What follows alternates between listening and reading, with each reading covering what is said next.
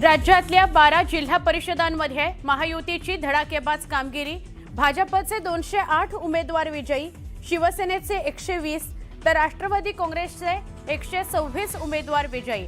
12 जिल्हा परिषदांमध्ये महायुतीची सत्ता।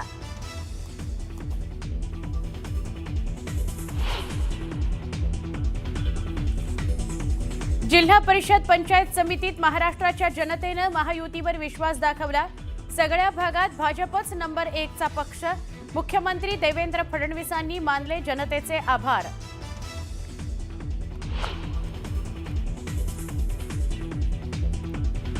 मुख्यमंत्र्यांनी नवी दिल्लीमध्ये भाजपच्या वरिष्ठ नेत्यांची घेतली भेट। राष्ट्रवादी काँग्रेसच्या विलीनीकरणाच्या मुद्द्यावर बैठकीत चर्चा। दिल्ली दौऱ्यानंतर देवेंद्र फडणवीस पहाटेच मुंबईत परतले, वरिष्ठ सूत्रांची माहिती।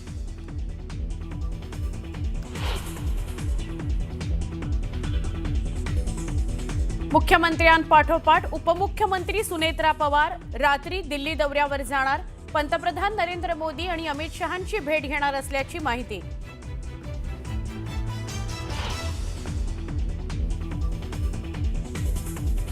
चंद्रपूर महापालिकेच्या महापौर पदाकरता आज निवडणूक। चंद्रपुरात काँग्रेस भाजप की ठाकरेंच्या शिवसेनेचा महापौर होणार, चर्चांना उधाण।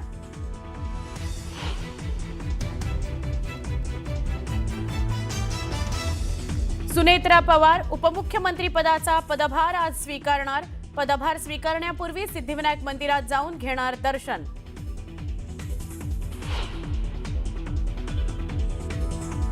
रोहित पवार आज पत्रकार परिषद घेणार। अजित पवारांच्या विमान अपघातावरून सुरू असलेल्या शंका कुशंकांच्या मुद्द्यावर काय बोलतात रोहित पवार, याकडे राज्याचं लक्ष।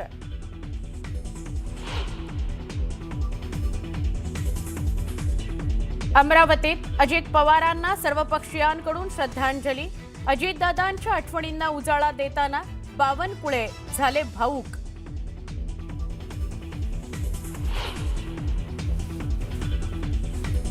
माजी पोलीस आयुक्त परमबीर सिंग लीलावती रुग्णालयाच्या कार्यकारी संचालक पदावरून बडतर्फ। पदोन्नती करता डॉक्टरांकडे 25 लाखांची खंडणी मागितल्याचा आरोप।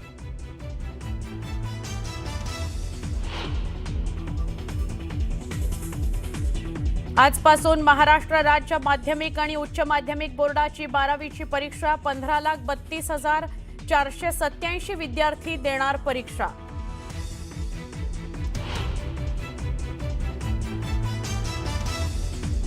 आणि भारताविरुद्ध T20 वर्ल्ड कप सामना खेळायला अखेर पाक तयार असल्याची सूत्रांची माहिती। पीसीबी अध्यक्ष मोहसिन नकवी करणार पाक पंतप्रधान शहबाज शरीफ यांच्याशी चर्चा।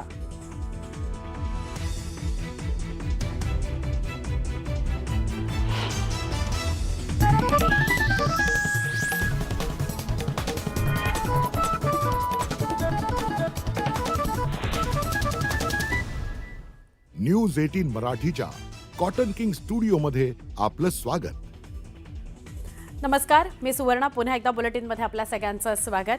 जिल्हा परिषद आणि पंचायत समितीच्या निकालानंतर मुख्यमंत्री देवेंद्र फडणवीस रात्री नवी दिल्लीला रवाना झाले होते।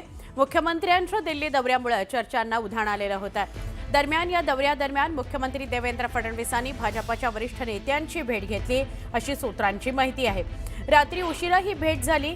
राज्यातील राजकीय परिस्थितीवर चर्चा झाली असं कळतंय। राष्ट्रवादी काँग्रेसच्या विलीनीकरणाबाबतही या बैठकीत चर्चा झाली, अशी माहिती मिळते आहे। या भेटीनंतर मुख्यमंत्री देवेंद्र फडणवीस पहाटेच मुंबईला परतलेले आहेत, असं कळतंय।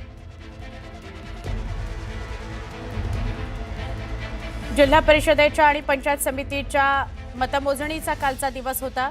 काल संध्याकाळी साधारणपणे 5 नंतर चित्र स्पष्ट झाल्यावर रात्री उशिरा मुख्यमंत्री देवेंद्र फडणवीस हे दिल्लीला रवाना झालेले होते।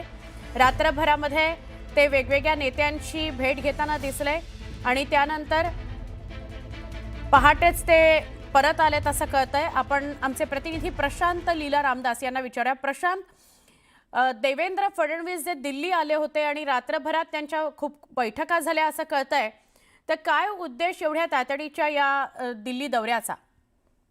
सुवर्ण, जर बघितलं आपण तर स्थानिक स्वराज्य संस्थांच्या निकालानंतर ज्या पद्धतीने भारतीय जनता पक्षाने मुसंडी मारली त्यानंतर मुख्यमंत्र्यांनी दिल्लीचा दौरा झाला नव्हता. त्यानंतर त्यांनी जसे जिल्हा परिषद आणि पंचायत समितीचे निकाल आले त्यानंतर त्यांनी थेट दिल्ली गाठली आणि दिल्ली गाठून खास करून त्यांनी केंद्रीय गृहमंत्री अमित शहा यांची भेट घेतली त्याची माहिती पुढे आलेली आहे.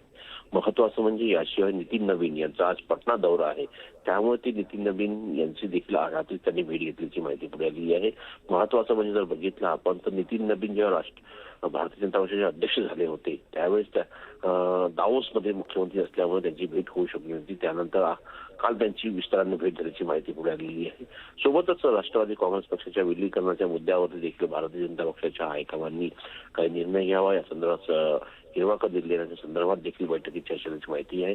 साधारणतः रात्री उशिरा या सर्व भेटी झाल्याची माहिती पुढे आलेली आहे आणि आज सकाळच्या पहिल्या पहाटेमध्ये ते मुंबईला परतल्याची देखील माहिती आहे. तर महत्वाचं म्हणजे की ह्या सर्व भेटी अतिशय गुप्त पद्धतीने करण्यात आल्याची माहिती देखील पुढे आलेली आहे. नक्की, धन्यवाद माहिती दिल्याबद्दल. उपमुख्यमंत्री सुनेत्रा पवार आज दिल्लीला जाणार आहेत असं कळतंय. वरिष्ठ सूत्रांकडून ही माहिती मिळते आहे. सुनेत्रा पवार नवी दिल्लीमध्ये दाखल होणार असं कळतंय. यावेळी सुनेत्रा पवार या पंतप्रधान नरेंद्र मोदी तसंच केंद्रीय गृहमंत्री अमित शहा यांची भेट घेण्याची शक्यता आहे. राज्यसभा सदस्यत्वाचा राजीनामा देण्याकरता सुनेत्रा पवार उपराष्ट्रपतींची भेट घेणार आहेत असंही कळतंय. मुख्यमंत्र्यांच्या दौऱ्यापाठोपाठ आता सुनेत्रा पवारही दिल्ली दौऱ्यावर जात आहेत, त्यामुळे राजकीय वर्तुळात चर्चा होत आहेत. दिल्ली दौऱ्यामध्ये यावेळी पक्षश्रेष्ठींसोबत काय चर्चा होणार याकडे राज्याचं लक्ष लागलेलं आहे.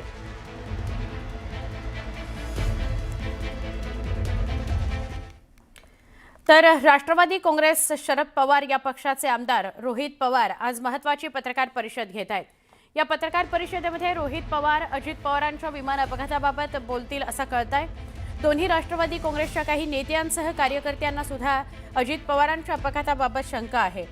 तर या अपघाताची सखोल चौकशी करण्याची मागणी सुद्धा करण्यात येत होती. आपण विशेष पत्रकार परिषद घेणार आहोत, अजित पवारांच्या अपघाताबाबत बोलणार आहोत असं रोहित पवारांनी स्पष्ट केलं होतं. त्यामुळे रोहित पवार आज पत्रकार परिषदेमध्ये काय सांगतात हे बघणं महत्त्वाचं ठरणार आहे. आज संध्याकाळी 4:30 वाजता ही पत्रकार परिषद असणार आहे.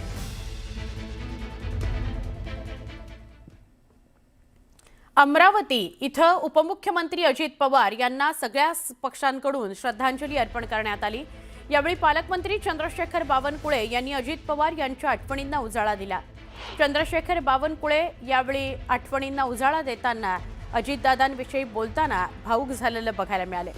अजित पवारांच्या निधनामुळे राज्याचं प्रचंड मोठं नुकसान झालेलं आहे. आजही मंत्रालयात जाण्याची इच्छा होत नाहीये असं चंद्रशेखर बावनकुळे म्हणाले.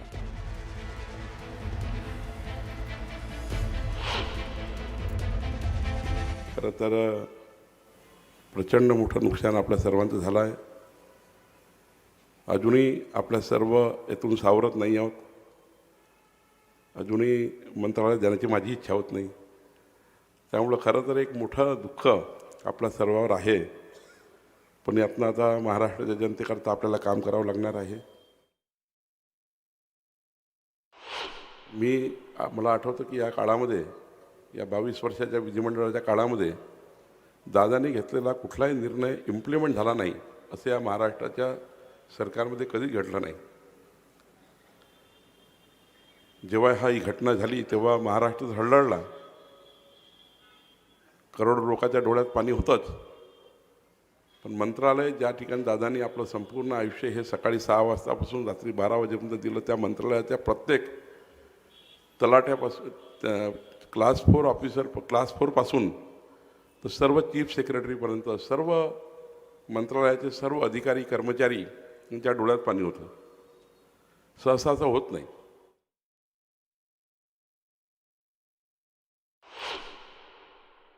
अजितदादाच्या गेल्यानंतर मी जे मंत्रालय बघितलं आहे, चीफ सेक्रेटरीपासून तर क्लास 4पर्यंत, शिपायापासून तर पोलिसापर्यंत प्रत्येक कर्मचारी हा त्यांच्या जाण्याने आत्ताही त्या ठिकाणी अजितदादाच्या चेंबरसमोर जाताना एक मोठा तीव्र